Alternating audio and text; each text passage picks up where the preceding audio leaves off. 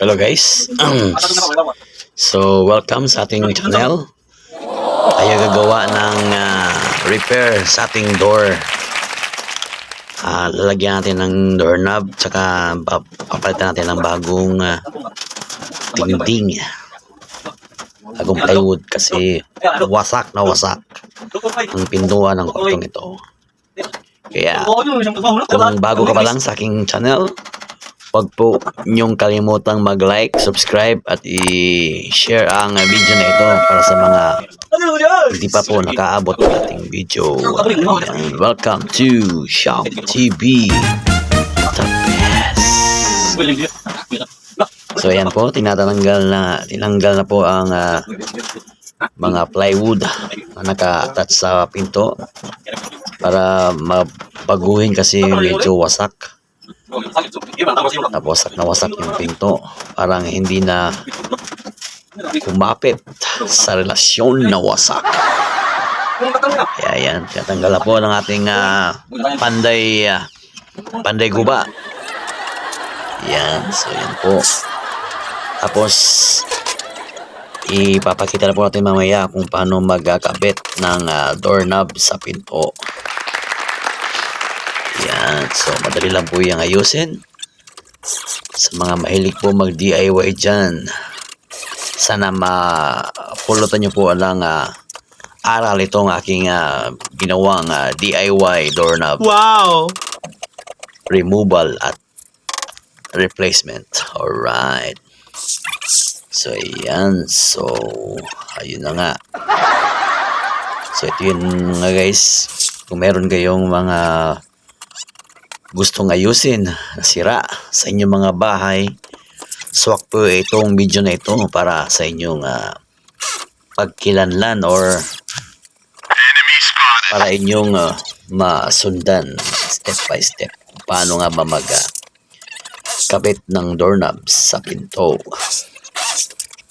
So need lang po nating tanggalin ang mga existing na plywood na naka-attach sa pinto, syempre. Ayan, so ayan, nasukatan pa nga ang ating panday, puti nga. So ayan, dami kasing paligoy-ligoy, ayan tuloy, nadali. So ang ating first aid na gagawin ay ang napkin. So wala tayong band-aid, kaya napkin na muna ang ating ilalagay na first aid. So yan, sa mga nagbabalak po na mag DIY dyan na dapat mag-ingat, dapat safety first. Ayan, so kumakanta pa po ang ating kolokoy na panday bago pa hanapin ang first aid. So ayan, so ito na nga, ito na ang ating first aid na napkin. Kasi walang band-aid, kaya napkin na muna ang ating ikakabit. O, diba? Ayos. First aid. Yan, ang ating first aid na wala stick. Ayos, diba? Pag may paraan, pag may gusto pala, may paraan. Diba? Kaya laging mag-ingat sa paggawa ng DIY sa ating bahay. Safety first. Ika nga, dapat ganun ang ating gagawin. Dapat marunong tayong mag-safety or mag-ingat sa ating ginagawang trabaho. Kasi hindi natin alam kung kailan darating ang disgrasya. Lalo na kung mayroong pakong nakausli sa mga pinto natin. So, di ba? Ayan na po. Nilagari na po ng ating panday ang plywood na i-replace sa ating pinto. Ayan, so sakto na po yan. So, ayan. So, bago na ang ating dingding ng ating pinto. Kapit lang yan. Tapos, papakuan syempre para mas tumibay lalo ang ating pinto na ginagawa. So, yan. Tuloy-tuloy lang yan sa yan. So, pinupupukuan natin ating panday ang ating pinto. Kaya, pinas-forward ko lang po yan para madali ang kanyang ginagawang trabaho. So, continue tayo sa ating ginagawang pagdadawing ng ating video. Kung kayo po ay nakaabot sa aking video na ito, huwag niyo pong kalimutang mag-like, subscribe, at i-share ang video na ito. Alright. So, ayan, continue tayo sa ating ginagawa. So, pinapakuha na ng ating panday ang ating dingding sa pintuan natin ginagawa. So, ayan. So, pinapas-forward lang natin para mabiling matapos. Kasi, mahaba ang video na ating ginagawa. Kaya, need natin i-fast forward. Ang trabaho para mabilis, maayos ang pinto para magsimula na tayong mag-DIY sa doorknob na ating ginagawa. So, ayan. Pinupupok natin ating panday ang pinto. Diba, mabilis. Isang pukpok. Dalawa agad ang nakapako. The flush. Ayan. So, ayan. Pa-kuha lang tayo dyan. Pa-easy-easy. Pa-relax-relax lang. So, ayan nga. Sinusukatan ko na ang linya para sa ating doorknob. Para mamaya mabilis na lang ikapit. Okay, ayos. So, wag po kayo maglalak kung bibili kayo ng doorknob. Meron naman yan instruction kung paano ikabit. Kaya, dapat malawak ang inyong pangunawa at para makuha ang isaktong sukat ng pagitan ng butas sa pinto ng ating ginagawang doorknob. Ayos. So, ayan, ginagawin na po. Tinayos na. So, mamaya, ang kabila naman nating tatanggalin. Tatanggalin natin yung mga existing plywood na yan. Para palitan ng bagong plywood. Para maging bagong-bago talaga siya. At maging matibay yan, pinto na yan. Kasi nga, bago na ang kanyang nilagay na plywood. Nasa 1/4 po ang sukat ng ating plywood na ginagawa.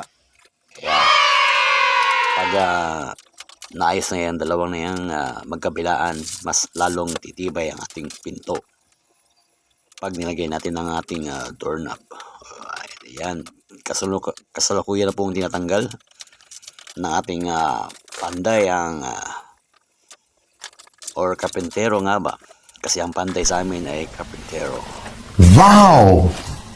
So yan, tinatanggal po niya at tapos ikakabit ang kabilang dingding ng ating pinto. So, ayan. Tuloy-tuloy lang po. Mabilis lang ating gawa kasi nga fast forward. Moving forward. Ito yung trabahong in a flash. Faster than a bullet train. Ayos, diba?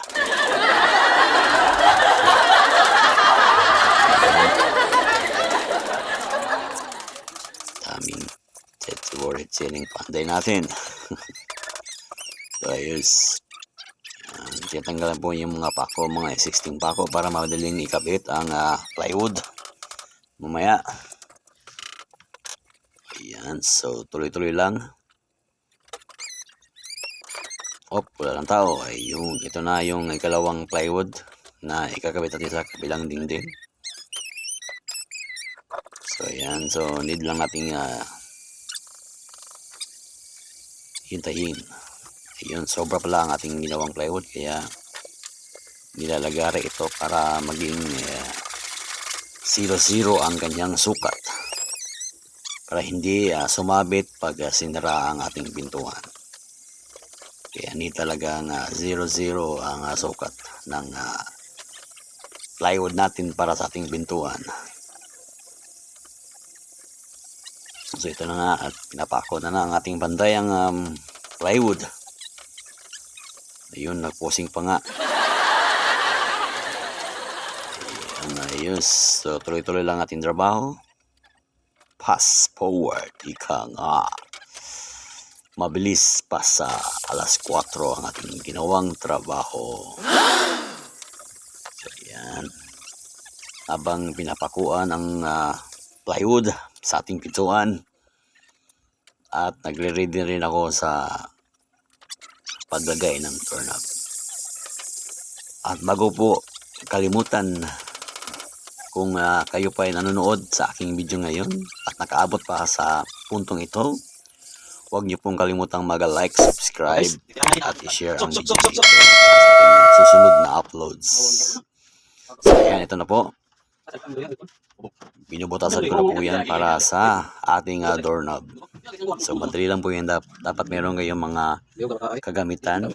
Tapos yung papel na yan ay galing po yan sa doorknob. Ibig sabihin, instruction po yan kung anong sukat ang gagawin para maging eksakto yan sa kabilang butas at sa paglagay ng doorknob. So kailangan nyo lang kunin ang center ng bilog. So ayan na nga. Lagyan ko na lang yan ng guhit para madali natin matrace ang sentro ng bilog na ating gagawin mamaya. So ayan, gamit po yan ang papel na yan, ang instruction po yan. Tapos ilalagay natin yung pinakalock ng doorknob natin. Screwhan mo lang yan. Madali lang po itong gawin. Meron po ito makikita sa manual. Sa lahat po ng doorknob meron po yung instruction kung paano at ano ang sukat na gagawin mo sa iyong pintuan para maging swak na swak lock niya doon sa pinto. So ayan na po. Kaya kung kayo po ay nanonood sa aking video ngayon, maraming salamat po sa inyong walang sawang suporta. Huwag niyo pong kalimutang mag-like, subscribe, share ang video na ito para sa ating next video na gagawin. Kaya hanggang dito lang po. Maraming salamat po sa inyong lahat. Always remember, kung walang knowledge, walang power. Kaya kung wala kang power, wala kang knowledge. Thanks for watching.